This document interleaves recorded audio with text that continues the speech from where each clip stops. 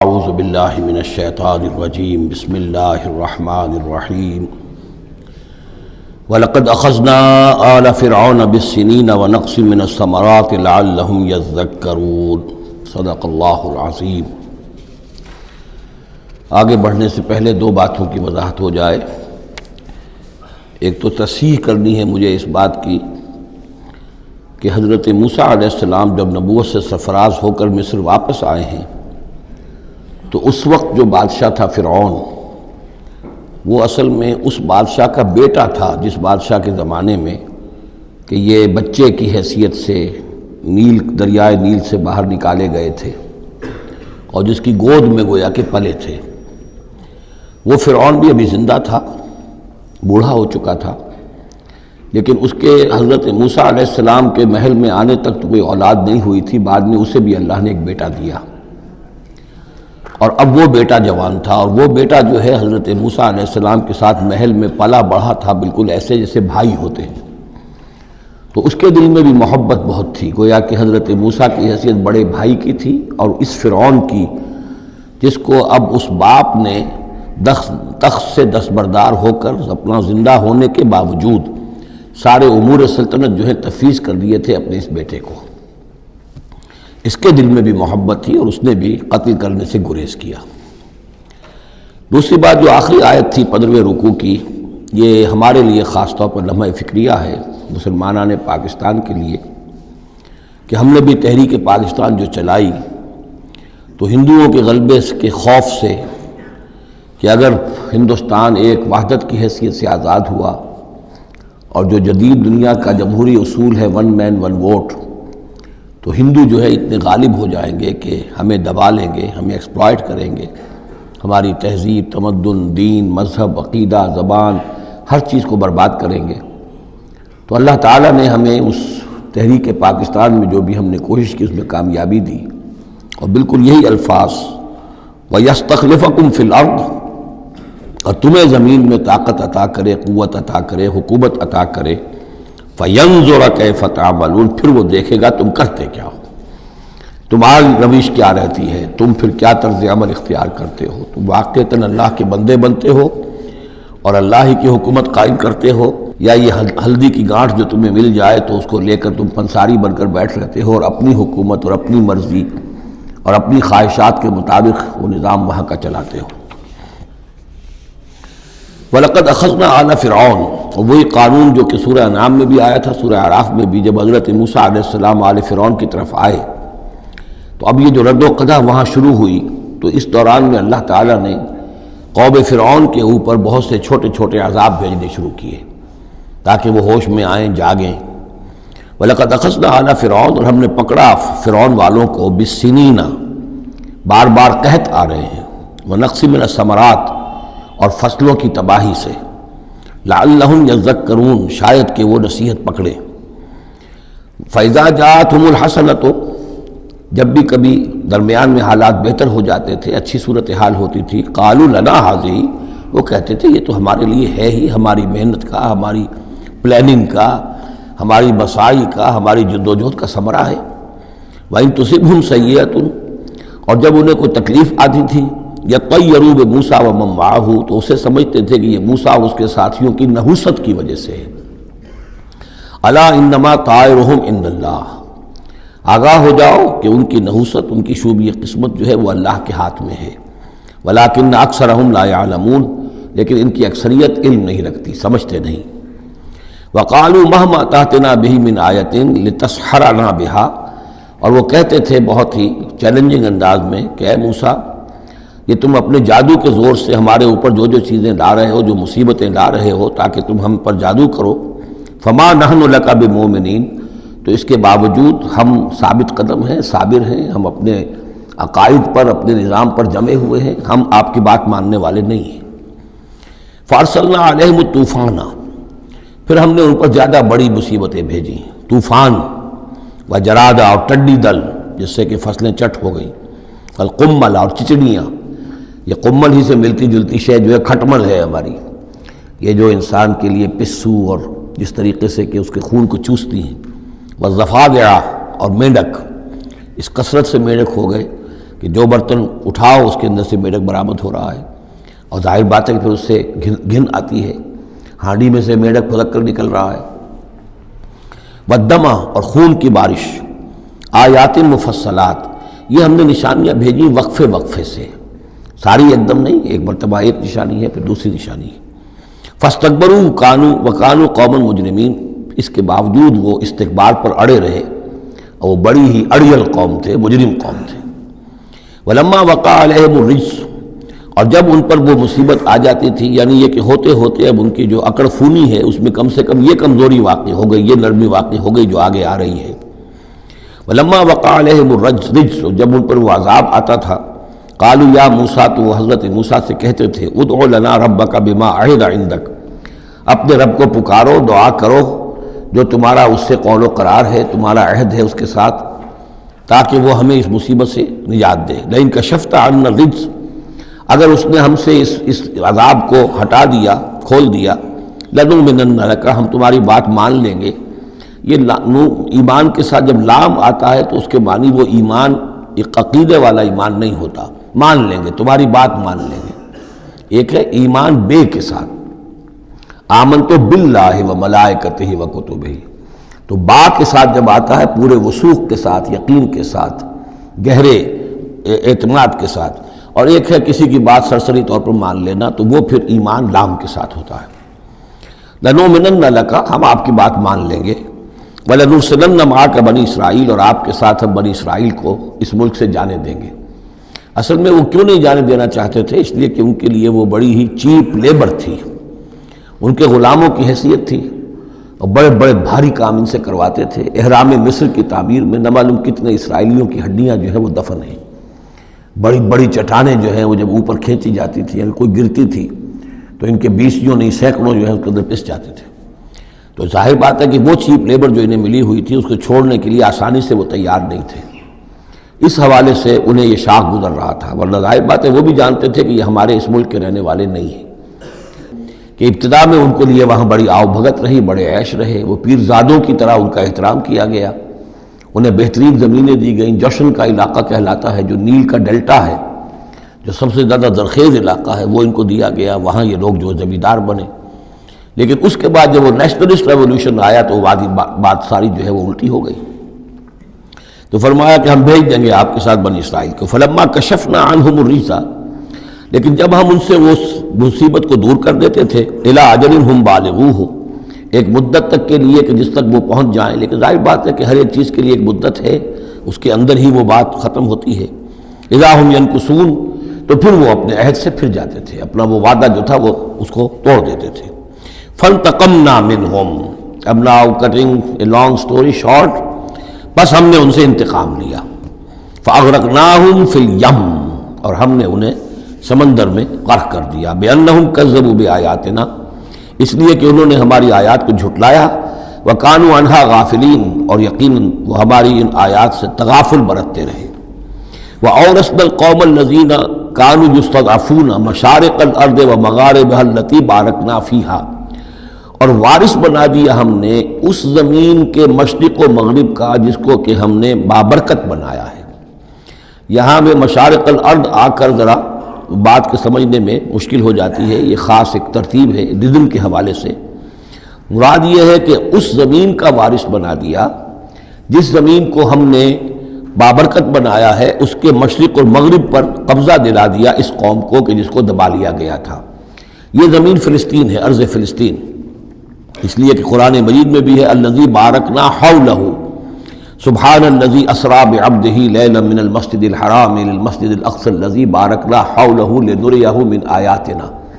تو یہ سرزمین فلسطین جو ہے یہ اس اعتبار سے بھی مبارک ہے کہ سینکڑوں انبیاء یہاں رہے اور دفن ہوئے، حضرت ابراہیم علیہ السلام کے بعد سے لے کر، اور یہ کہ نہ معلوم کتنے طویل عرصے تک یہ انبیاء کا مدفن بھی رہا اور ان کا مسکن بھی رہا۔ پھر یہ کہ بڑی زرخیز علاقہ بھی ہے۔ تو ہم نے اس قوم کو کانوا یستضعفون، جو دبا لیے گئے تھے مصر میں، جو دبے ہوئے تھے، پسے ہوئے تھے، ان کو وارث بنا دیا اس زمین کے مشرق اور مغرب کا، مشارق الارض و مغاربها التی بارکنا فیہا، جس میں ہم نے برکتیں رکھی ہیں۔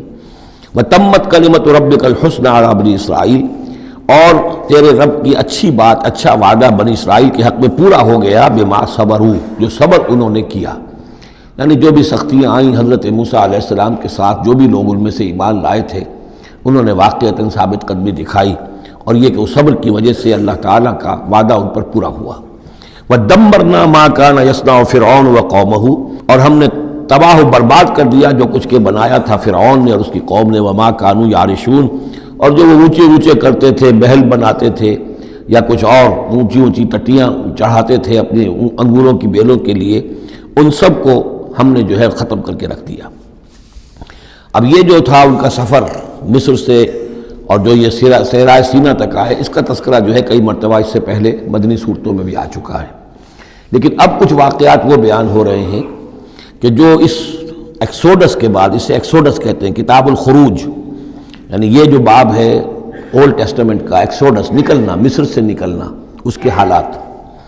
وَجَاوَزْنَا بِبَنِي إِسْرَائِيلَ الْبَحْرَ، اور پار اتار دیا ہم نے بنی اسرائیل کو سمندر کے یا دریا کے، فَأَتَوْا عَلَىٰ قَوْمٍ، تو ان کا گزر ہوا، پہنچے وہ ایک ایسی قوم پر، يَعْكُفُونَ عَلَىٰ أَصْنَامٍ لَهُمْ، جو اعتکاف کرتے تھے اپنے اپنے بتوں کا۔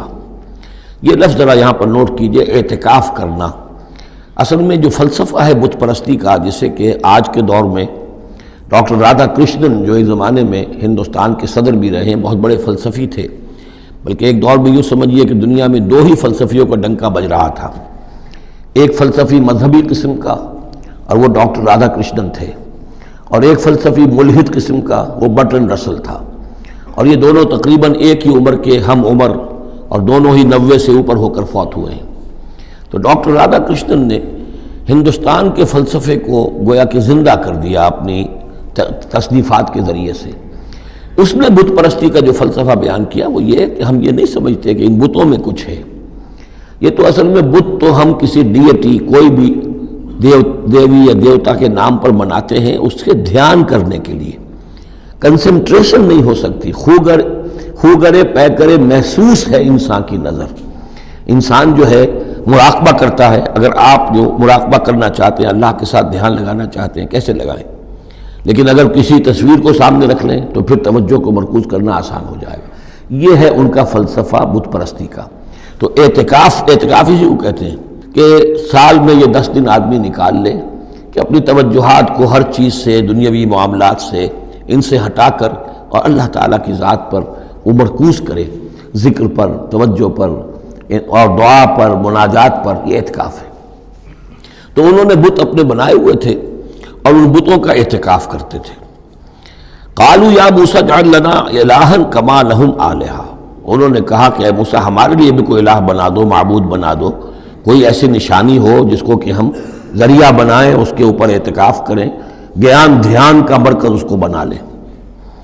قال انکم قوم تجہلون، حضرت موسیٰ نے فرمایا کہ تم جہل کا ارتکاب کر رہے ہو، کیا بات کہہ رہے ہو؟ ان ہؤلاء متبر ما هم فیہ، یہ لوگ جس چیز میں ہیں یہ تو ہلاک ہونے والے ہیں، برباد ہونے والے ہیں۔ وباطل ما كانوا يعملون، اور جو کچھ یہ کر رہے ہیں وہ سب باطل ہے، اس کی کوئی حقیقت نہیں ہے۔ قال غیر اللہ ابغیکم الہا، حضرت موسیٰ نے فرمایا کہ کیا میں اللہ کے سوا تمہارے لیے کوئی الہ تلاش کروں؟ وَهُوَ فَضَّلَكُمْ عَلَى الْعَالَمِينَ، اور اس نے تو تمہیں فضیلت دی ہے تمام جہان والوں پر۔ وَإِذْ أَنْجَيْنَاكُمْ مِنْ آلِ فِرْعَوْنَ، اور ذرا یاد کرو جب کہ ہم نے تمہیں نجات دی آل فرعون سے۔ یسومونکم سوء العذاب، یہ الفاظ جو کہ تم سورہ بقرہ میں بھی آئے ہیں اور اس کے بعد بھی آئے ہیں۔ یسومونکم سوء العذاب، وہ تمہیں مبتلا کیے ہوئے تھے بدترین عذاب میں۔ یقتلون ابناءکم ویستحیون نساءکم، وہ قتل کر ڈالتے تھے تمہارے بیٹوں کو اور زندہ رکھتے تھے تمہاری بیٹیوں کو۔ وفی ذالکم بلاء من ربکم عظیم، اور یقیناً اس میں تمہاری رب کی طرف سے بہت بڑی آزمائش تھی۔ وَوَعَدْنَا مُوسَىٰ 30 لَيْلَةً، اور ہم نے بلایا موسیٰ کو 30 راتوں کے لیے، عام طور پر دن رات، لیکن یہ کہ عربی میں جو محاورہ ہے وہ رات ہی کا ذکر کرتے ہیں۔ 30 راتوں کے لیے، وَأَتْمَمْنَاهَا بِعَشْرٍ، روایات سے معلوم ہوتا ہے کہ اولین جو تھی طلبی وہ 30 رات کے لیے ہوئی تھی، لیکن اس میں جو چلہ تھا جو حضرت موسیٰ علیہ السلام کو کاٹنا تھا، اس میں روزہ بھی تھا مسلسل 30 دن کا، تو اس میں یہ ہے کہ کسی وقت ان سے ضبط نہیں ہو سکا اور مسواک کر لی تھی، وہ جو روزے کی وجہ سے منہ کے اندر ایک طرح کی بو پیدا ہو جاتی ہے، اس کو برداشت نہ کر سکے، تو اس کی پاداش میں، اب یہ روایات ہیں، میں نہیں کہہ سکتا کہ کس حد تک ان میں صحت ہے، فَأَتْمَمْنَاهَا بِعَشْرٍ، تو مکمل کر دیا ہم نے اس مدت کو 10 دن سے، اور فَتَمَّ مِيقَاتُ رَبِّهِ 40 لَيْلَةً، تو وقت مدت پوری ہو گئی اس کے رب کی، یعنی 40 راتیں۔ یہیں سے ہمارے ہاں تصوف میں اہل صوفیہ نے 40 کا یہ چلہ کشی، 40 دن 40 رات کا چلہ کاٹنا، یہ جو ہے نکالا ہے۔ وقال موسیٰ لأخیہ ہارون، اور کہا موسیٰ نے اپنے بھائی ہارون سے علیہ السلام، اخلفنی فی قومی، آپ میری نیابت کیجئے میری قوم میں جا رہا ہوں، مجھے اللہ تعالیٰ نے طلب فرمایا کوہ طور پر، واصلح، اور دیکھیے اصلاح کرتے رہیے، ولا تتبع سبیل المفسدین، اور فساد مچانے والوں کے راستے کی پیروی نہ کیجیے گا۔ ولما جاء موسیٰ لمیقاتنا، اور جب موسیٰ پہنچے ہمارے وقت مقرر پر، وکلمہ ربہ، اور ان سے کلام کیا ان کے رب نے، قال رب ارنی انظر الیک، انہوں نے درخواست کی پروردگار مجھے اپنا دیدار عطا فرما، مجھے دکھا کہ میں تجھے دیکھوں۔ قال لن ترانی، اللہ نے فرمایا تم مجھے ہرگز نہیں دیکھ سکتے، ولکن انظر الی الجبل، لیکن ذرا اس پہاڑ کو دیکھو، فإن استقر مکانہ، اگر وہ اپنی جگہ پر کھڑا رہ جائے، برداشت کر جائے ہماری تجلی کو، فسوف ترانی، تو تم بھی سوچنا کہ شاید ہمیں دیکھ سکو۔ فلما تجلی ربہ للجبل، جب اللہ نے اپنی تجلی ڈالی پہاڑ پر، اب یہ جلی کہتے ہیں روشن چیز کو، جلی شے روشن، تجلی یہ باب تفاعل ہے، کسی شے کا خود روشن ہو جانا، تو اللہ تعالیٰ کی یہ ذات کی تجلی ہے کہ جو پہاڑ پر ڈالی گئی، جعلہ دکن، جس سے کہ وہ پہاڑ جو ہے وہ بالکل ریزہ ریزہ ہو گیا، وخر موسیٰ صاعقا، اور حضرت موسیٰ علیہ السلام بھی تجلی باری تعالیٰ کے اس بالواسطہ مشاہدے کے نتیجے میں بھی وہ بے ہوش ہو کر گر پڑے۔ فلما افاقا، جب انہیں افاقہ ہوا، ہوش میں آئے، قال سبحانک، اب انہوں نے کہا اے اللہ تو پاک ہے، تبت الیک، میں تیری جناب میں توبہ کرتا ہوں کہ میں نے جسارت کی تھی، میں نے جو ہے اپنی حیثیت سے بڑھ کر تجھ سے سوال کر لیا تھا، وانا اول المومنین، اور میں پہلا ہی ہوں ایمان لانے والا، بغیر دیکھے تجھے ماننے والا ہوں۔ قال یا موسیٰ انی اصطفیتک علی الناس برسالاتی، اللہ نے فرمایا موسیٰ میں نے تمہیں چن لیا ہے لوگوں پر، تمام انسانوں میں سے تمہیں چنا ہے، پسند کیا ہے اپنے پیغام کے لیے، رسالات کے لیے، وبکلامی، اور اپنے کلام کے لیے، یہ خاص مقام ہے، امتیازی مقام ہے حضرت موسیٰ کا، کلم اللہ موسیٰ تکلیما، فخذ ما آتیتک وکن من الشاکرین، تو لے لو جو میں تمہیں دے رہا ہوں اور بن جانا شکر کرنے والوں میں، یعنی یہ الواح جو ہے جو ہم دے رہے ہیں ان میں احکام لکھے ہوئے ہیں، یہ تم لے لو اور ان کا حق ادا کرو۔ وَكَتَبْنَا لَهُ فِي الْأَلْوَاحِ، اور ہم نے لکھ دیا اس کے لیے تختیوں پر، وہ پتھر کی تختیاں، مِن كُلِّ شَيْءٍ مَوْعِظَةً، ہر طرح کی نصیحت، وَتَفْصِيلًا لِكُلِّ شَيْءٍ، اور ہر طرح کے احکام کی تفصیل، یعنی جو بنیادی احکام ہیں، موٹے موٹے احکام ہیں، یوں سمجھیے کہ وہ در حقیقت ایک طرح سے ڈینجر سگنلز ہیں۔ اگر آپ کسی پہاڑی راستے پر جا رہے ہو تو جگہ جگہ آپ کو نشانات ملتے ہیں کہ ذرا یہاں بچ کے گزرنا، تو شریعت خداوندی جو ہے وہ بھی در حقیقت انسانی تمدن کا جو پیچیدہ سفر ہے اس میں ڈینجر کوشنز ہیں، ڈینجر سگنلز ہیں، یہاں اس سے ذرا دور رہنا، اس سے ذرا ہٹ کر رہنا، اس کے اندر اندر آدمی جو ہے وہ اپنی محنت کرے، کوشش کرے، جدوجہد کرے، مباحات کے دائرے کے اندر جو بھی اس کا ہے چوائس اس کو اختیار کر لے، لیکن جو محرمات ہیں وہ حدود ہیں، تلک حدود اللہ فلا تقربوہا۔ تو شریعت کی جو آسمانی شریعت ہے اصل بنیاد یہی ہے کہ زندگی کے ہر گوشے سے متعلق چند موٹے موٹے احکام دے دیے، اس کے اندر جو ہے وہ کھلا چھوڑ دیا انسان کو کہ اب اس کے اندر اپنی سمجھ سے، اپنے اجتہاد سے، اپنی کوشش سے، اپنی عقل کو بروئے کار لا کر کام کرو۔ وَكَتَبْنَا لَهُ فِي الْأَلْوَاحِ مِن كُلِّ شَيْءٍ مَوْعِظَةً وَتَفْصِيلًا لِكُلِّ شَيْءٍ فَخُذْهَا بِقُوَّةٍ، تو اے موسیٰ اس کو تھام لو مضبوطی کے ساتھ، وَأَمُرْ قَوْمَكَ، اور اپنی قوم کو بھی حکم دو، يَأْخُذُوا بِأَحْسَنِهَا، کہ وہ اسے پکڑیں، اس کو تھامیں اس کی بہترین صورت کے اندر۔ اس کے مراد کیا ہے کہ ہر معاملے کے اندر درجے ہوتے ہیں، آپ کو ایک چیز بتائی جا رہی ہے، اس میں ایک درجہ اونچا ہے، اس سے کمتر ہے، آپ اونچے سے اونچے درجے کی طرف آنے کی کوشش کیجئے۔ یہی بات جو ہے مسلمانوں سے بھی پھر کہی گئی ہے، آخری پاروں میں ہم دیکھیں گے چل کر کہ وہ لوگ کہ جو کلام کو سنتے ہیں، یستمعون القول فیتبعون احسنہ، وہ کلام کو سنتے ہیں پھر جو اس کی بہترین بات ہوتی ہے اس کو اختیار کرتے ہیں۔ ایک یہ ہوتا ہے آدمی سوچتا ہے کچھ اور کمی والی بات ہو جائے، ڈھیل ہو جائے، رعایت ہو جائے، چلیے پاس مارکس مجھے مل جائیں، مجھے فرسٹ ڈویژن نہیں چاہیے، مجھے سیکنڈ ڈویژن نہیں چاہیے، ڈسٹنکشن نہیں چاہیے، پاس ہی ہو جاؤں۔ لیکن یہ معاملہ دین میں نہیں ہونا چاہیے، یہ معاملہ دنیا میں کرو، دین میں اچھے سے اچھا، اعلی سے اعلیٰ، جیسا کہ ہم پڑھ چکے ہیں سورہ مائدہ کے اندر، اذا اتقوا وآمنوا وعملوا الصالحات ثم اتقوا وآمنوا ثم اتقوا واحسنوا واللہ یحب المحسنین۔ ہے جستجو کہ خوب سے ہے خوب تر کہاں، کیوں نہیں بہتر سے بہتر کی طرف جاتے؟ جتنا آج وقت لگا رہے ہو دین کے لیے اس سے زیادہ لگاؤ کل، اور پرسوں اس سے آگے تمہارا قدم پڑنا چاہیے، نہ یہ کہ آدمی جو ہے وہ پیچھے کی طرف دیکھے۔ وَأَمُرْ قَوْمَكَ يَأْخُذُوا بِأَحْسَنِهَا، اس کا جو بہترین رخ ہے اس کو اختیار کریں۔ سَأُرِيكُمْ دَارَ الْفَاسِقِينَ، ان قریب میں تمہیں وہ گھر دکھا دوں گا جو اس وقت فاسقوں کے قبضے میں ہے۔ یعنی یہاں جو کچھ ہوا ہے، کوہ طور جو ہے وہ سمجھ لیجئے کہ وہ سینائی پیننسلا کا جو ساؤدرن ٹپ ہے وہاں پر ہے تقریباً کوہ طور۔ تو گویا کہ خلیج سویز کو کراس کیا، یا کہیں سے کسی جھیل کو کراس کر کے مصر سے آئے سینائی پیننسلا میں، پھر یہ کہ خلیج سویز کے ساتھ ساتھ ہو کر ساؤدرن ٹپ تک پہنچ گیا پورا قافلہ، یہاں پڑاؤ رہا ان کا طویل عرصے تک، اور یہیں پر پھر حضرت موسیٰ علیہ السلام طلب کیے گئے کوہ طور پر، وہاں سے اب واپس آ گئے۔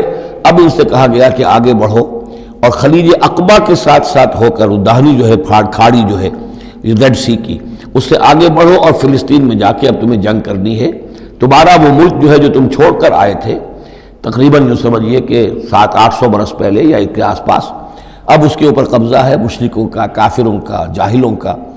اب اس اپنی سرزمین کو ان سے آزاد کرانے کے لیے اب تمہیں جہاد کرنا ہے، وہ جس کا ذکر ہم سورہ مائدہ میں پڑھا ہے، تو اس کا یہاں پر تذکرہ ہو رہا ہے۔ سَأُرِيكُمْ دَارَ الْفَاسِقِينَ، یعنی وہ فلسطین تک اب میں تمہیں لے جاؤں گا اور تمہیں دکھا دوں گا وہ جگہ جو تمہارا اصل مسکن ہے، اور اس کے لیے یہ ہے کہ تمہیں اب ان فاسقوں کو وہاں سے نکالنا ہوگا۔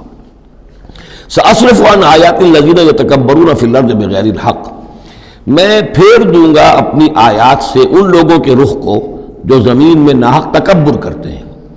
یعنی یہ خود اللہ تعالیٰ فرما رہے ہیں جن کے اندر تکبر ہے میں خود ان کا رخ پھیر دیتا ہوں، وہ ہماری آیات کو دیکھتے ہی نہیں، سمجھتے ہی نہیں، اس لیے کہ تکبر ہے۔ تکبر وہ شے ہے جو اللہ کو سب سے زیادہ ناپسند ہے۔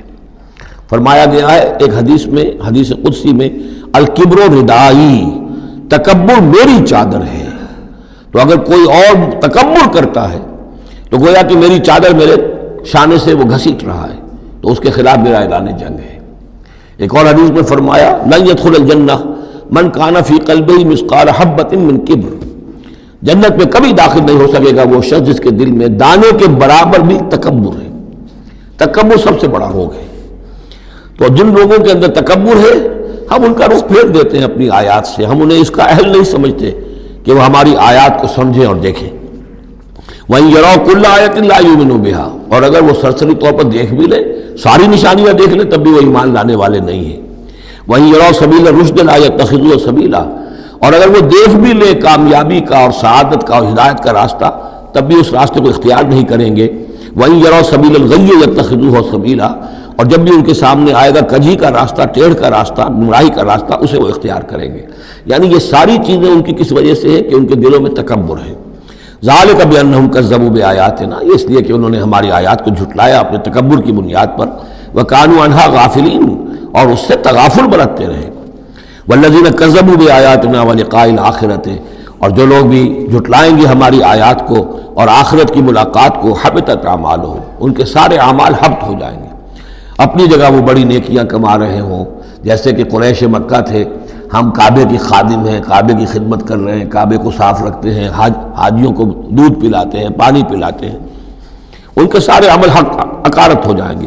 هل یجزون الا ما كانوا یعملون، اور ان کو نہیں دیا جائے گا بدلے میں مگر وہی کچھ جو وہ کرتے تھے۔ واتخذ قوم موسیٰ من بعدہ من حلیہم عجلا جسدا لہ خوار، اور بنا لیا موسیٰ کی قوم نے ان کے بعد۔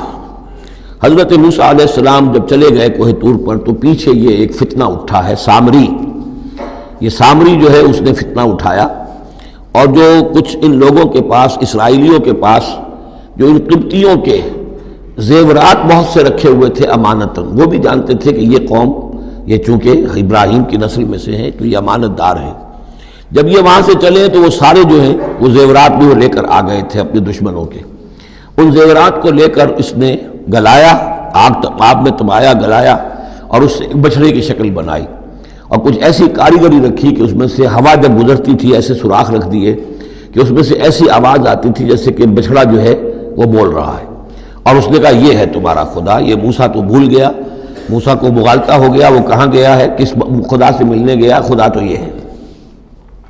اور اس میں بھی ایک اور بات دوسری جگہ پر آ جائے گی، یہاں تو نہیں ہے، کہ حضرت موسیٰ علیہ السلام اصل میں اپنے اشتیاق اور محبت اور شوق اور جذبے کی وجہ سے قبل از وقت چلے گئے تھے، جو وقت معین تھا کوہ طور پر آنے کا اس سے پہلے۔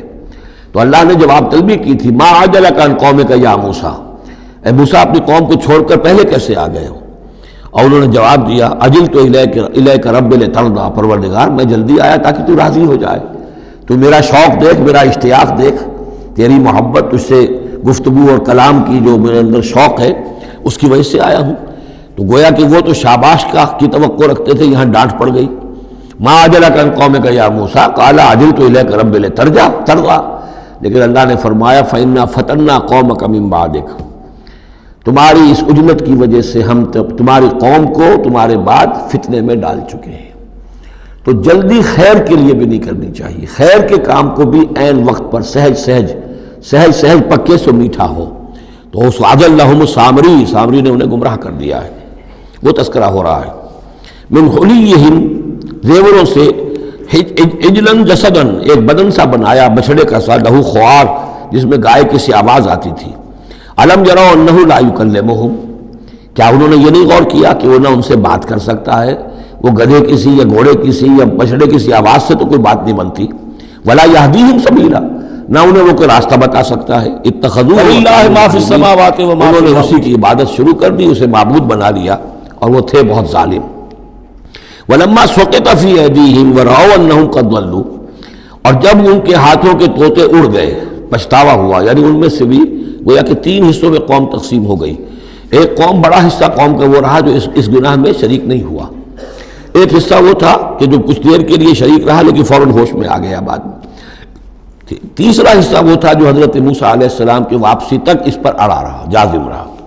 تو یہاں اس درمیانی طبقے کا ذکر ہو رہا ہے، وَلَمَّا سُقِطَ فِي أَيْدِيهِمْ وَرَأَوْا أَنَّهُمْ ضَلُّوا، جب ان کے ہاتھوں کے طوطے اڑ گئے، ان کی پچھتاوا طاری ہوا، اور انہوں نے سوچا ہم تو گمراہ ہو گئے، یہ ہم کیا کر بیٹھے۔ قَالُوا لَئِن لَّمْ يَرْحَمْنَا رَبُّنَا، انہوں نے کہا کہ اگر ہمارے رب نے ہم پر رحم نہ فرمایا، وَيَغْفِرْ لَنَا، اور اگر ہمیں بخش نہ دیا، لَنَكُونَنَّ مِنَ الْخَاسِرِينَ، تو ہم تو ہو جائیں گے بہت خسارے والوں میں سے۔ وَلَمَّا رَجَعَ مُوسَىٰ إِلَىٰ قَوْمِهِ غَضْبَانَ أَسِفًا، تو جب موسیٰ لوٹے اپنی قوم کے پاس، غضبان آصفا، غضبان یہ فعلان کے وزن پر، رحمان کے وزن پر، نہایت غضبناک۔ حضرت موسیٰ علیہ السلام کا مزاج بھی جلالی تھا، پھر یہ کہ اتنی بڑی گمراہی، اور یہ اللہ تعالیٰ نے کوہ طور ہی پر بتا دیا تھا کہ تمہاری قوم پیچھے فتنے میں پڑ چکی ہے اور وہ گمراہ ہو چکی ہے۔ فَإِنَّا فَتَنَّا قَوْمَكَ مِن بَعْدِكَ وَأَضَلَّهُ السَّامِرِي، تو وہاں سے آئے ہی ہیں تو غضبناک تھے، غضبان آصفا، نہایت افسوس میں بھی اور سخت غضبناک۔ قال بئس ما خلفتمونی من بعدی، یہ خطاب حضرت ہارون سے بھی ہو سکتا ہے اور اپنی پوری قوم سے بھی ہو سکتا ہے۔ بری ہے میری نیابت جو تم نے کی ہے میرے بعد، عاجلتم امر ربکم، تم نے اپنے رب کے معاملے کے اندر جلدی کی، میرا انتظار کرتے، اگر اس نے کچھ بنا ہی دیا تھا، کوئی شوبدہ دکھایا تھا، میرے آنے تک انتظار کر لیتے، میں تمہیں بتاتا اس کی حقیقت کیا ہے۔ وَأَلْقَى الْأَلْوَاحَ، اور انہوں نے وہ جو تختیاں لے کر آئے تھے کوہ طور سے، تورات والی، وہ تو ایک طرف ڈال دیں۔ وَأَخَذَ بِرَأْسِ أَخِيهِ يَجُرُّهُ إِلَيْهِ، اور غضبناک ہو کر اپنے بھائی حضرت ہارون علیہ السلام کا سر کے بال پکڑ لیے اور اپنی طرف کھینچا غصے میں، یہ تم نے کیا کیا میرے پیچھے، یہ میں تمہیں خلیفہ بنا کر گیا تھا۔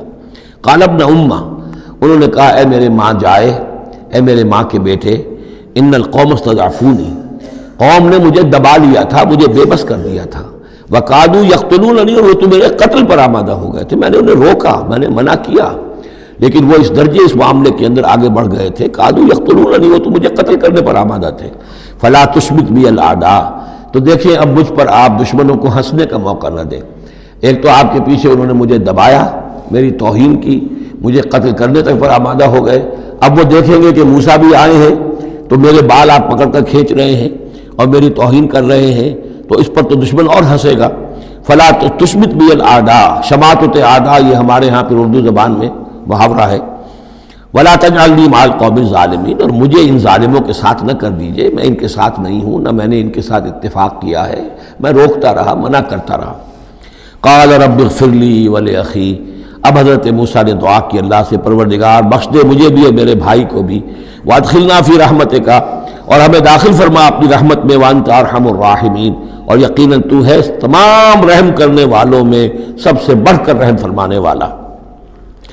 ان الذین اتخذوا العجل سینالہم غضب من ربہم، اب یہ فیصلہ انہوں نے دیا، یقیناً جن لوگوں نے اس بچڑے کو اپنا معبود بنایا، ان قریب ان پر آئے گا غضب ان کے رب کی طرف سے، گویا کہ قتل مرتد کی سزا جس کا ذکر ہم سورہ بقرہ میں پڑھ چکے ہیں۔ وذلۃ فی الحیات الدنیا، دنیا میں ذلت بھی آئے گی، وکذالک نجزی المفترین، اور اسی طریقے سے بہتان باندھنے والوں کو، جھوٹ گھڑنے والوں کو ہم جزا دیتے ہیں۔ والذین عملوا السیئات ثم تابوا من بعدها وآمنوا، البتہ جن لوگوں نے کچھ دیر کے لیے یہ غلط کام کیا تھا لیکن پھر وہ توبہ کر لی انہوں نے، من بعدها اس کے بعد، وآمنوا اور ایمان لے آئے، ان ربک من بعدها لغفور الرحیم، تو یقیناً اس کے بعد آپ کا رب جو ہے غفور الرحیم ہے۔ جن سے عارضی طور پر یہ بات ہو گئی تھی پھر انہوں نے توبہ کر لی، ان کے لیے تو مغفرت ہے، اللہ تعالیٰ معاف فرمائے گا، غفور الرحیم ہے۔ البتہ جو اب تک اس پر اڑے رہے ہیں ان کے لیے یہ حد جاری کی جائے گی۔ یہ بالکل ایسے ہی جیسے سورہ مائدہ میں ہم نے پڑھا ہے محاربے والی آیت میں، کہ اگر کوئی ڈاکو ہیں، راہزن ہیں، کوئی ملک کے اندر فساد مچا رہے ہیں، تو اگر اس سے پہلے کہ تم ان پر قابو پاؤ اگر وہ توبہ کر لیں تو پھر ان کے لیے معاملہ اور ہوگا، پھر ان کے ساتھ نرمی بھی ہو سکتی ہے، معاف بھی کیا جا سکتا ہے۔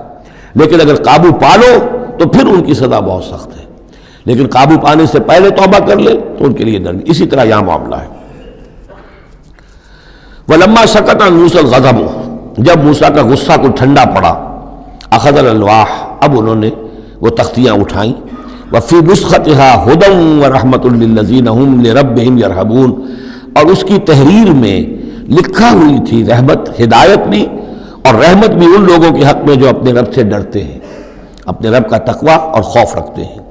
وَاخْتَارَ مُوسَىٰ قَوْمَهُ 70 رَجُلًا لِّمِيقَاتِنَا، اب ایک تو سزا دے دی گئی، ایک تو پرج ہو گئی، اور یہودی جو ہیں جنہوں نے کہ آخری وقت تک اس کے اوپر قائم رہے انہیں قتل کر دیا گیا۔ اب اس کے بعد ایک اجتماعی توبہ کے لیے حضرت موسیٰ علیہ السلام نے اپنی قوم کے 70 سرکردہ افراد کو لیا، واختارا چن لیا۔ اختارا موسیٰ قومہ 70 رجلا لمیقاتنا، اللہ تعالیٰ ہی نے طلب فرمایا ہے، ہمارے وقت مقررہ کے لیے چن لیے موسیٰ نے اپنی قوم میں سے 70 سرکردہ افراد۔ فلما اخذتهم الرجفۃ، جب وہ آئے ہیں کوہ طور پر یا اس کے قریب تو ان کے اوپر کپ کپ کی طاری ہو گئی یا زلزلے نے آ پکڑا، یعنی وہ ایک سخت ترین جو ہے ان کے لیے پھر خوفناک صورت پیدا کر دی گئی۔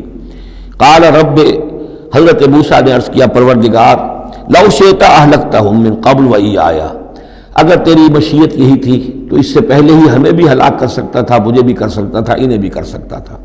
خطا کار تو ہم ہیں، غلطی ہوئی ہے، لیکن بہرحال ہم نے اتنا بڑا کفارہ بھی دے دیا ہے، اپنی قوم کے اتنے لوگوں کو اپنے ہاتھوں ذبح بھی کیا ہے، لیکن یہ کہ اگر ہلاک ہی کرنا تھا جو اس وقت شکل ہو رہی ہے تو پہلے قدم پر بھی تو ہلاک کر سکتا تھا۔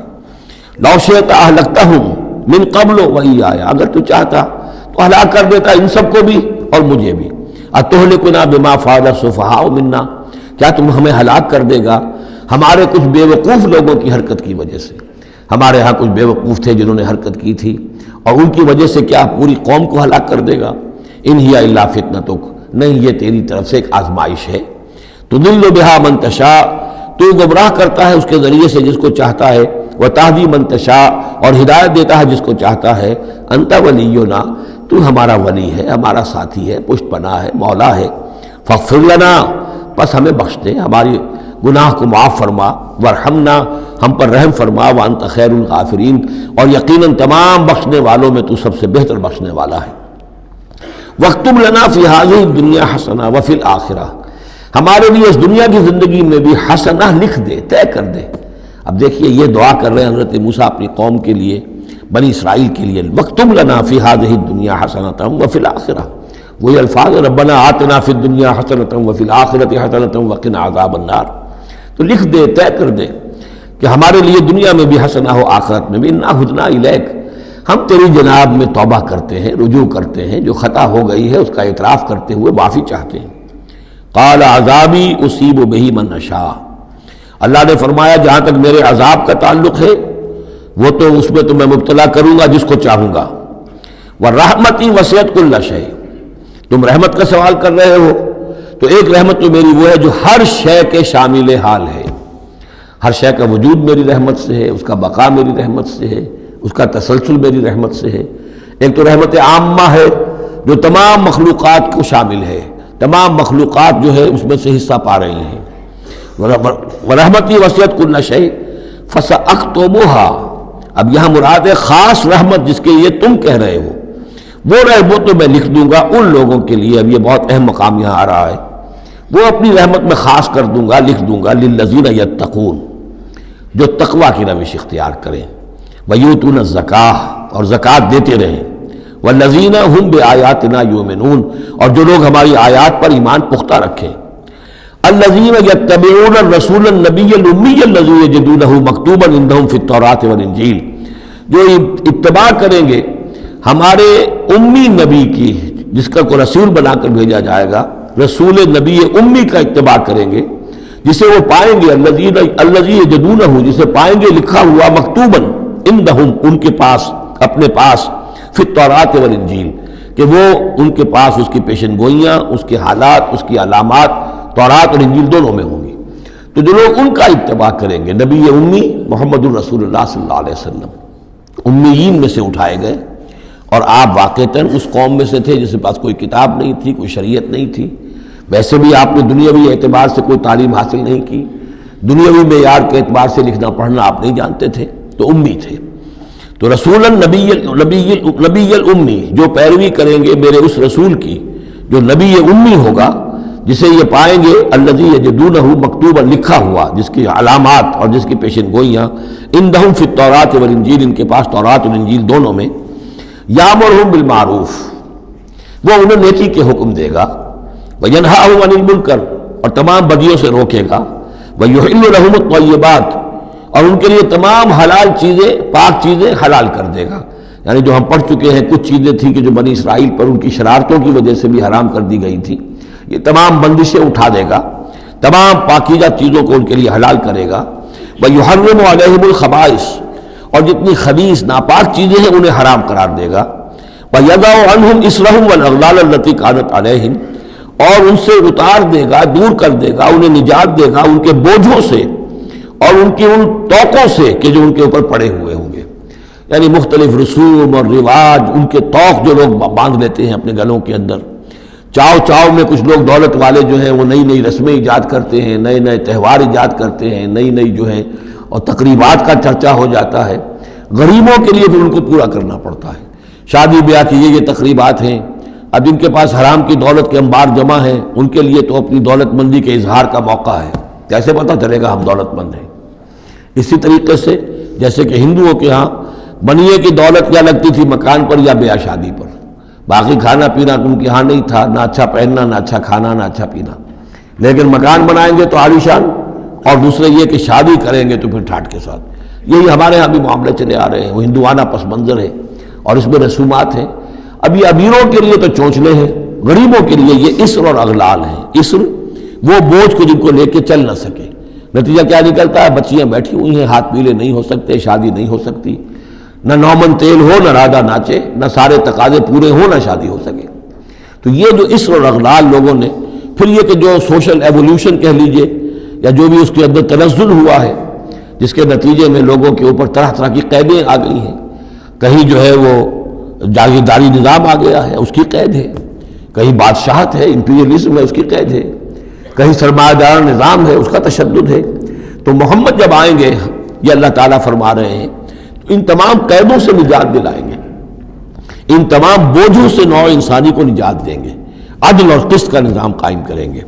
تو وہ چاہے رسومات کی شکل میں ہو، اور چاہے یہ کہ ایک نظام ظالمانہ ایکسپلائٹیٹو اگر نظام ہے، ریپریسو نظام ہے، تو اس کو ہٹا کر فالذین آمنوا بہ، اب یہ جو الفاظ آ رہے ہیں اس آیت مبارکہ کے، یہ بہت اہم ہے، اس پر میرا ایک پورا کتابچہ موجود ہے کہ جس کا عنوان ہے نبی اکرم صلی اللہ علیہ وسلم سے ہمارے تعلق کی بنیادیں۔ فالذین آمنوا بہ، گنتی کر لیجئے، تو جو لوگ ان پر ایمان لائیں گے، پہلی شرط ہے ایمان، وعزروہ، اور ان کا ادب کریں گے، ونصروہ، اور اس کی مدد کریں گے، واتبعوا النور الذی انزل معہ، اور اس نور کی پیروی کریں گے جو ان کے ساتھ نازل کیا جائے گا۔ اولئک هم المفلحون، یہی لوگ ہوں گے فلاح پانے والے۔ اللہم ربنا اجعلنا منہم۔ اب یہاں تھوڑی سی وضاحت کر لیجئے، فالذین آمنوا بہ، وہ لوگ جو اس پر ایمان لائیں گے۔ ایمان کے دو تقاضے سمجھ لیجئے، ایک تقاضا اطاعت، لا یؤمن احدکم حتی یکون ہواہ طبعا لما جئت بہ، تم میں سے کسی شخص کا مجھ پر ایمان نہیں ہے جب تک کہ اس کی خواہش نفس تابع نہ ہو جائے اس کے جو میں لے کر آیا ہوں، جو احکام میں لے کر آیا ہوں۔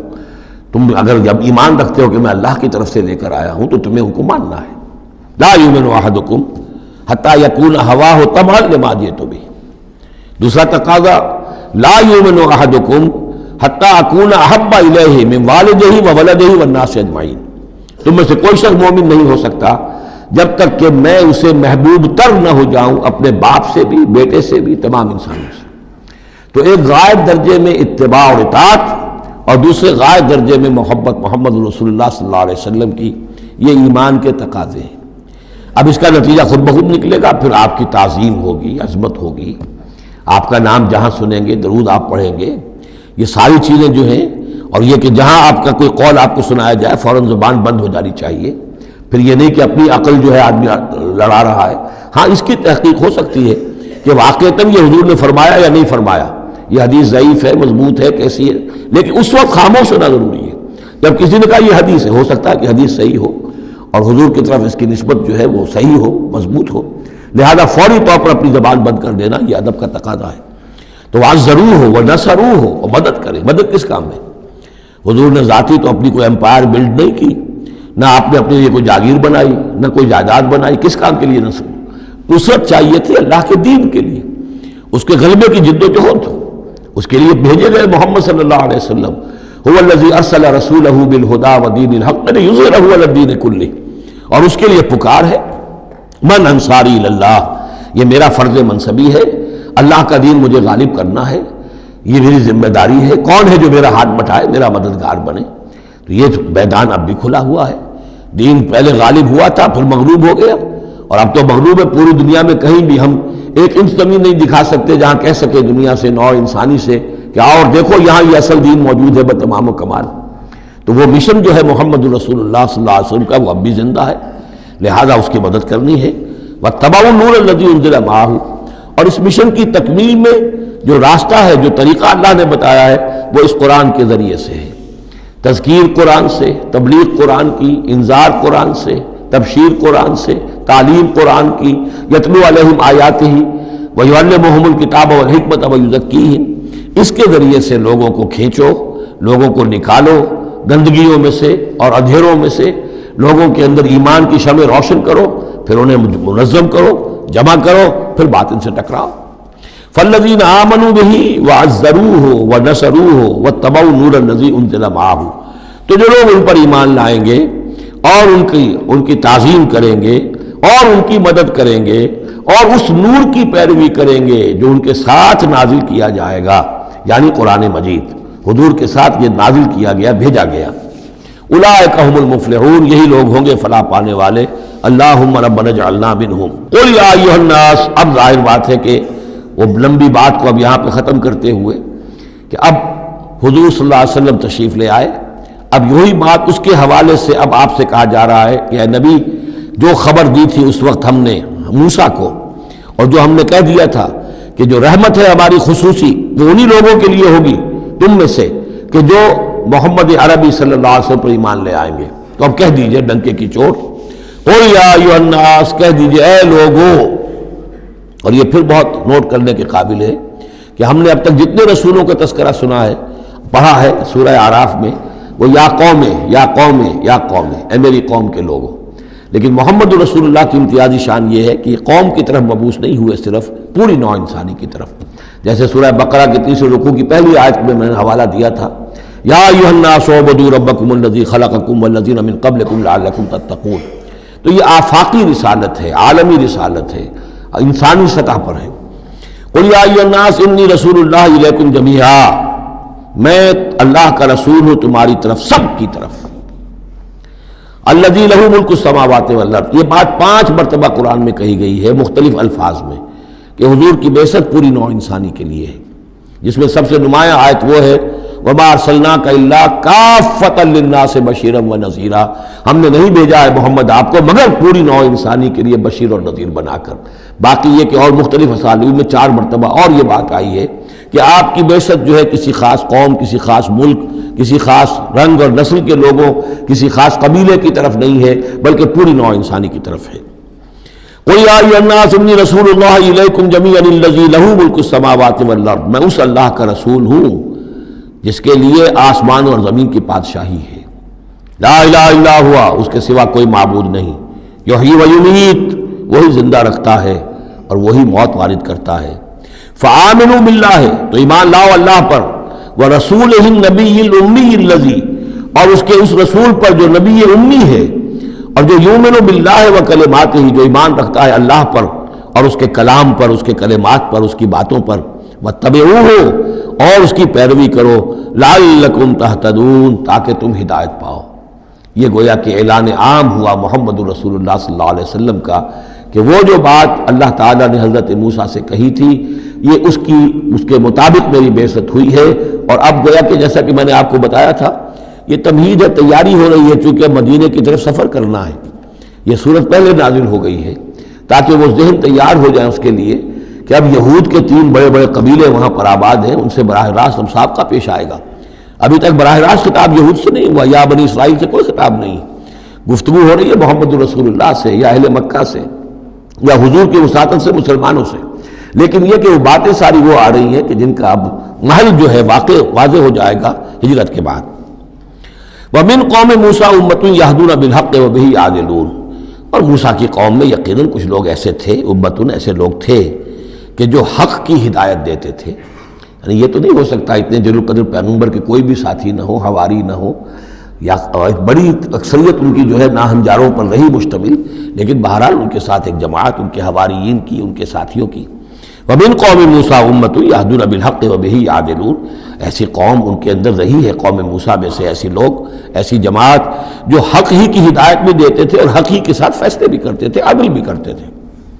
وَقَطَّعْنَاهُمْ اثْنَتَيْ عَشْرَةَ أَسْبَاطًا أُمَمًا، اور ہم نے انہیں علیحدہ علیحدہ کر دیا 12 بڑی بڑی قبیلوں کی جماعت میں، اسباط امما، بار جماعتیں بن گئیں علیحدہ علیحدہ، ان کی امتیں بن گئیں، علیحدہ قبیلے بن گئے. کیونکہ یہ 12 بیٹے تھے حضرت یعقوب علیہ السلام کے اور ان میں سے ہر ایک سے قبیلہ چلا ہے. تو ابھی وہ انسان کا جو تمدنی ارتقاء جو ہے ابھی قبائلی دور میں تھا، لہذا اس قبائلی نظام ہی کو اللہ تعالیٰ نے ان کے لیے باقی رکھا. چنانچہ پانی بھی جب دیا تو 12 چشمے، تاکہ ہر قبیلے کا چشمہ علیحدہ ہو اور یہ آپس میں لڑیں جھگڑے نہیں. ہر قبیلے کا کوئی اپنا سردار ہے، اس کا اپنا ایک نظام ہے، کوئی نزاع ہو گیا ہے تو وہ آپس میں اس کو حل کر سکتے ہیں. لیکن اگر بین القبائل معاملہ ہو جائے تو پھر اس کو حل کرنا جو ہے مشکل ہو جائے گا. وَأَوْحَيْنَا إِلَىٰ مُوسَىٰ إِذِ اسْتَسْقَاهُ قَوْمُهُ، اور ہم نے وحی کی موسیٰ کی طرف جب کہ پانی طلب کیا ان سے اس کی قوم نے، أَنِ اضْرِب بِعَصَاكَ الْحَجَرَ، کہ اپنے اسی عصا سے، اپنی لاٹھی سے ضرب لگائیے چٹان پر. فَانْبَجَسَتْ مِنْهُ اثْنَتَا عَشْرَةَ عَيْنًا، تو اس میں سے 12 چشمے پھوٹ بہے. یہ بات ہم پڑھ چکے ہیں سورہ بقرہ میں. قَدْ عَلِمَ كُلُّ أُنَاسٍ مَشْرَبَهُمْ، ہر قبیلے نے، ہر قوم نے پہچان لیا، معین کر لیا اپنے مشرب کو. مشرب یہ بھی اس میں ظرف ہے، پینے کی جگہ، اپنا گھاٹ معین ہو گیا. یہ چشمہ ہمارا، یہ چشمہ ان کا، یہ چشمہ ان کا ہے، یہ بنی لاوی کا ہے، یہ فلاں کا ہے، بنی یہودا کا ہے. وَظَلَّلْنَا عَلَيْهِمُ الْغَمَامَ، اور ہم نے ان کے اوپر سائبان ابر کا طاری کر دیا تاکہ دھوپ سے بچیں. وَأَنزَلْنَا عَلَيْهِمُ الْمَنَّ وَالسَّلْوَىٰ، اور ہم نے ان پر من اور سلوہ کے ذریعے انہیں خوراک بہم پہنچائی، اتارا ان پر ہم نے من اور سلوہ. کلوا من طیبات ما رزقناکم، کھاؤ ان پاکیزہ چیزوں میں سے کہ جو ہم نے تمہیں رزق میں دی ہیں. وما ظلمونا، اور انہوں نے کوئی ہم پر ظلم نہیں کیا. ہم پر کیا ظلم کر سکتے تھے؟ ہمارا کیا بگاڑ سکتے تھے؟ ما ظلمونا، انہوں نے ہمارا کیا بگاڑا، ہمارا کیا بگاڑ لیں گے؟ ایک حدیث قدسی میں آتا ہے کہ اے میرے بندو، اگر تم سب کے سب اولین اور آخرین اور انس اور جن سب بدترین جیسے ہو سکتا ہے تم میں سے کوئی شخص ویسے بن جاؤ، تب بھی میرے خزانے میں کوئی کمی نہیں آئے گی. اور تم سب کے سب اولکم و آخرکم و انسکم و جنکم سب کے سب مل جاؤ اور بہترین میرے مطیع بن جاؤ، میرے بندگی کرنے والے بن جاؤ، میرے خزانے میں کوئی اضافہ نہیں ہوگا، میں تو غنی ہوں. تو وما ظلمونا، انہوں نے ہم پر ہمارا کچھ نہیں بگاڑا، ولکن کانوا انفسہم یظلمون، لیکن وہ خود اپنی ہی جانوں پر ظلم کرتے رہے. وَإِذْ قِيلَ لَهُمُ اسْكُنُوا هَٰذِهِ الْقَرْيَةَ، اور یاد کرو جب ان سے کہا گیا تھا کہ آباد ہو جاؤ اس بستی میں. یہ جیریکو، اریحا، پہلا شہر فلسطین کا کہ جو یوشع ابن نون جوشوا ان کی سرکردگی میں جب بنی اسرائیل نے قتال کیا ہے پھر، تو یہ پہلا شہر فتح ہوا. جب ان سے کہا گیا کہ اب اس میں تم رہ سکتے ہو، بس جاؤ. وَكُلُوا مِنْهَا حَيْثُ شِئْتُمْ، اور اس میں سے جو بھی چاہو جہاں سے بھی چاہو تم کھاؤ. وَقُولُوا حِطَّةٌ، اور دیکھو استغفار کرتے رہو، کہتے رہو اے اللہ ہمارے گناہ جھاڑ دے، ہماری کوتاہیاں، ہماری جو بھی کوئی کمیاں رہ گئی ہیں ان کو پورا کر دے. وَادْخُلُوا الْبَابَ سُجَّدًا، اور جب داخل ہو شہر کے دروازے میں تو سر جھکا کر داخل ہو، تمہاری گردنیں اکڑی ہوئی نہ ہو. نغفر لکم خطیئاتکم، ہم تمہاری جو بھی خطائیں ہیں وہ بخش دیں گے، جو بھی غلطیاں ہوئی ہیں فروغ گزاشتیں ہوئی ہیں ان سب سے درگزر فرمائیں گے. سنزید المحسنین، اور نہ صرف یہ کہ وہ خطائیں معاف کر دیں گے، جو ان میں سے محسن ہوں گے تم میں سے انہیں تو اب اور دیں گے، ان کے درجات بلند کریں گے، ان کو اور اونچے سے اونچے مراتب عطا کریں گے. فبدل الذین ظلموا منہم قولا غیر الذی قیل لہم، تو بدل دیا ان میں سے جو ظالم تھے، گناہ گار تھے، ایک ایسی بات کو کہ جو ان سے کہی گئی تھی اس کی بجائے. یعنی وہ کہا گیا تھا حطۃ حطۃ حنطۃ حنطۃ، ہمیں گیہوں چاہیے گیہوں چاہیے. فارسلنا علیہم رجزا من السماء، تو ان پر ہم نے آسمان سے ایک عذاب بھیج دیا. جن لوگوں نے وہ غلط حرکت کی تھی ان پر پلیگ آئی. بما کانوا یظلمون، بسبب ان کے اس ظلم کے جو انہوں نے اپنے آپ پر کیا تھا. واسألہم عن القریۃ التی کانت حاضرۃ البحر، اور ذرا ان سے سوال کیجئے اس بستی کے بارے میں کہ جو ساحل سمندر پر تھی، حاضرۃ البحر، سمندر کے کنارے پر تھی. یہ اب اصحاب سبت کا واقعہ آ رہا ہے. اس یادونا، اور عام طور پر خیال یہ کہ جو ایلات کی بندرگاہ ہے یہاں پر یہ واقعہ ہوا تھا. اب بھی وہ ایلات کی بندرگاہ ہے. 1967 میں جو جنگ ہوئی تھی عرب اور اسرائیل جنگ، اس میں اصل میں اسی ایلات کی بندرگاہ کا گھیراؤ کر لیا تھا صدر ناصر صاحب نے، بلاکیڈ آف دی ایلات پورٹ. اور اس کے نتیجے میں پھر بڑا زبردست جو ہے حملہ کیا اچانک جو ہے اسرائیل نے.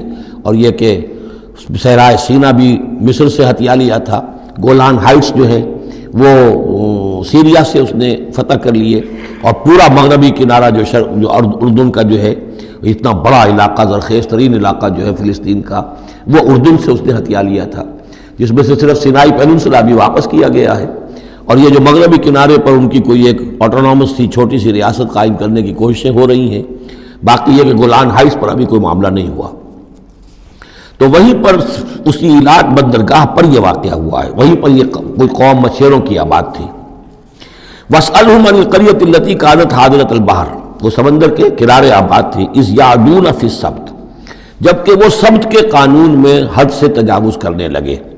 اِذْ تَأْتِيهِمْ حِيتَانُهُمْ يَوْمَ صَبْتِهِمْ شُرَّعًا، جبکہ آتی تھی ان کی مچھلیاں ان کے پاس یوم صبتہم، جس دن کہ ان کا سبت ہوتا تھا. شُرَّعًا، شُرَّع جیسے کہ نیزا کو چلاتا ہے، یعنی یہ کہ کبھی اگر آپ نے کماڑی میں کھڑے ہو کر دیکھا ہو تو کبھی کبھی ایسا ہوتا ہے کہ کوئی مچھلی جو ہے وہ چھلانگ مار کے اوپر آتی ہے پھر اندر چلی جاتی ہے.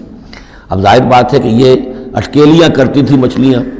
اللہ تعالیٰ نے سکس سینس دے رکھی ہے، حیوانات کو بھی ہے، انہیں پتہ چل گیا تھا ہفتے کا ایک دن ایسا ہے کہ ہمیں کوئی ہاتھ نہیں لگاتا. اب وہ آ رہی ہیں، اٹکیلیاں کر رہی ہیں، چھلانگیں لگا رہی ہیں، یہ کھڑے ہوئے ہاتھ بندھے ہوئے ہیں، اس لیے کہ سبت ہے، ہفتے کا دن ہے، پکڑ تو نہیں سکتے. تو شرعاً آتے تھے جسے نیزے چل رہے ہوں. وہ یوم لا یثبتون لا یاتیہم، جس دن سبت نہیں ہوتا تھا یعنی باقی 6 دن وہ دور کہیں گہرے پانی میں چلی جاتی تھی. اور گہرے پانی میں جا کے مچھلیوں کا پکڑنا جو ہے اس وقت تک تو انسان کے پاس آلات نہیں تھے. کذالک نبلوہم بما کانوا یفسقون، اس طرح ہم نے انہیں آزمایا تھا، ایک بڑی آزمائش میں ڈال دیا کہ دیکھیں یہ کتنے ثابت قدم رہتے ہیں، شریعت کے حکم پر قائم رہتے ہیں اور فاقہ برداشت کر لیتے ہیں، یا یہ کہ شریعت کے ساتھ کوئی استہزاء کرتے ہیں، تمسخر کرتے ہیں۔ وَإِذْ قَالَتْ أُمَّةٌ مِّنْهُمْ، یہاں بھی نوٹ کر لیجئے کہ جیسے وہاں معاملہ ہوا، 3 حصوں میں یہ قوم تقسیم ہو گئی۔ ایک حصہ وہ تھا کہ جس نے اس گناہ میں حصہ نہیں لیا اور وہ منع بھی کرتا رہا کہ مت کرو، دیکھو نہیں منکر کا فریضہ سر انجام دیتا رہا، یہ اللہ تعالیٰ کا۔ وہ کرتے کیا تھے؟ ہفتے کے روز گئے، گڑھے کھودے اور سمندر کا پانی اس میں لے آئے ساحل کے ساتھ گڑھے کھود کر، تو اس کے ساتھ مچھلیاں بھی آ گئیں، واپسی کا راستہ کر دیا بند، مچھلی کو ہاتھ نہیں لگایا، ہفتے کو اتوار کو جا کے مچھلی پکڑ لی، تو فائدہ کیا ہوا؟ اصل میں ہفتے کا قانون تو یہ تھا کہ ہفتے کا دن تم لگاؤ اللہ کی یاد میں، ذکر میں، عبادت میں، تورات پڑھو، پڑھاؤ، سیکھو، سکھاؤ۔ 6 دن تم کام کرو دنیا کا، اپنی معاش کا، 7واں دن تم فارغ رکھو اللہ کے لیے، دین کے لیے۔ لیکن جب وہ گڑھے کھودنے میں دن صرف ہو گیا تو چاہے مچھلی پکڑی یا نہیں پکڑی، تو جو اصل روح تھی اس حکم کی وہ تو ختم ہو گئی۔ تو یہ ہے کہ جس میں انہوں نے استہزاء کیا، گویا کہ شریعت کا مذاق اڑایا۔ اب ایک تو وہ تھے کہ جنہوں نے نہ تو اس جرم میں حصہ لیا اور وہ منع بھی کرتے رہے، ایک وہ تھے کہ جو حصہ تو نہیں لیا جرم میں لیکن منع نہیں کرتے تھے، خاموش رہتے تھے، تیسرے وہ تھے کہ جو جرم کے اندر باقاعدہ جری ہو کر وہ حصہ لے رہے تھے۔ تو اب جو لوگ منع کر رہے تھے ان سے انہوں نے کہا جو منع نہیں کر رہے تھے، جو خود بھی نہیں کر رہے تھے لیکن منع بھی نہیں کر رہے تھے، اس قالت امت، جب کہا اس درمیانی طبقے نے، منہم ان میں سے، لما تعظون قوما اللہ مہلکہم، کیوں واعظ کر رہے ہو ان لوگوں کو، کیوں اپنے آپ کو ہلکان کرتے ہو کہہ کہ تم اور نہی عن المنکر کا فریضہ سر انجام دے دے کے تھک گئے ہو، یہ قوم اب ماننے والی نہیں ہے، اللہ ان کو ہلاک کر کے رہے گا۔ لما تعظون قوما اللہ مہلکہم او معذبہم عذابا شدیدا، یا انہیں پھر عذاب دے گا بہت سخت عذاب۔ قالوا، اب یہ جواب کن کی طرف سے ہے؟ جو خود بھی بچے ہوئے تھے گناہ سے، روک بھی رہے تھے اپنی امکانی حد تک کہ خدا کے لیے باز آ جاؤ، یہ شریعت کا استہزاء نہ کرو، مذاق نہ اڑاؤ۔ قالوا معذرۃ الی ربکم، انہوں نے کہا کم سے کم اپنے رب کے ہاں ہم عذر تو پیش کر سکیں گے کہ اے پروردگار، ہم آخری وقت تک انہیں روکتے رہے، ہم نہیں عن المنکر کا فرض سر انجام دیتے رہے، ہم نے اپنی بات نہیں چھوڑی، ہم نہ صرف یہ کہ اس گناہ سے خود بچے رہے بلکہ ان گناہ گاروں کو بھی روکتے رہے۔ وَلَعَلَّهُمْ يَتَّقُونَ، اور یہ اس سے بھی زیادہ اہم ہے، اور کیا پتہ ہو سکتا ہے ان میں تقویٰ پیدا ہو جائے۔ کیسے آپ کہہ سکتے کسی ایک بندے کی سمجھ میں آ جائے، کوئی ایک شخص تائب ہو جائے؟ تو جیسا کہ حضور کی حدیث ہے، حضرت علی سے خطاب کر کے آپ نے فرمایا، لا یہدی اللہ بک رجلا واحدا خیر لک من حمر النعم، اگر اللہ تمہارے ذریعے سے علی ایک شخص کو بھی ہدایت دے دے تو یہ تمہارے لیے سرخ اونٹوں سے بڑھ کر دولت ہے۔ تو اگر ایک بھی بچ جائے، لعلہم یتقون، فلما نسوا ما ذکروا بہ، تو پھر جب انہوں نے نظر انداز کر دیا اس نصیحت کو جو انہیں کی جا رہی تھی، یعنی لگے رہے اپنے اس جرم کے اندر، انجینا الذین ینہون عن السوء، ہم نے بچا لیا ان کو جو کہ بدی سے روکتے تھے، عذاب سے بچے ہیں صرف وہ جو بدی سے روکتے تھے۔ وَأَخَذْنَا الَّذِينَ ظَلَمُوا بِعَذَابٍ بَئِيسٍ بِمَا كَانُوا يَفْسُقُونَ، اور پکڑ لیا ہم نے ان کو کہ جو اس ظلم میں، گناہ میں اور شریعت کا استہزاء کرنے میں کہ جو مجرم تھے، ان کو ایک بہت ہی برے عذاب میں پکڑا، ان کی اس ناہنجاری کی وجہ سے، سرکشی کی وجہ سے، نافرمانی کی وجہ سے۔ فَلَمَّا عَتَوْا عَمَّا نُهُوا عَنْهُ، جب وہ بڑھ گئے، چڑھ گئے، بہت ہی آگے بڑھ گئے ان چیزوں میں جن سے ان کو روکا گیا تھا، قُلْنَا لَهُمْ كُونُوا قِرَدَةً خَاسِئِينَ، تو ہم نے کہہ دیا کہ اب ہو جاؤ بندر، ذلیل بندروں کی شکل میں ان کی صورتیں جو ہیں وہ تبدیل کر دی گئی۔ یہ ہے وہ مکمل واقعہ کہ جس کا حوالہ اس سے پہلے کئی بار آ چکا ہے۔ سب سے پہلے سورہ بقرہ میں بھی آیا تھا، اس کی تفصیل یہاں آ گئی ہے۔ بارک اللہ لی و لکم فی القرآن العظیم و نفعنی و ایاکم بالآیات و الذکر الحکیم۔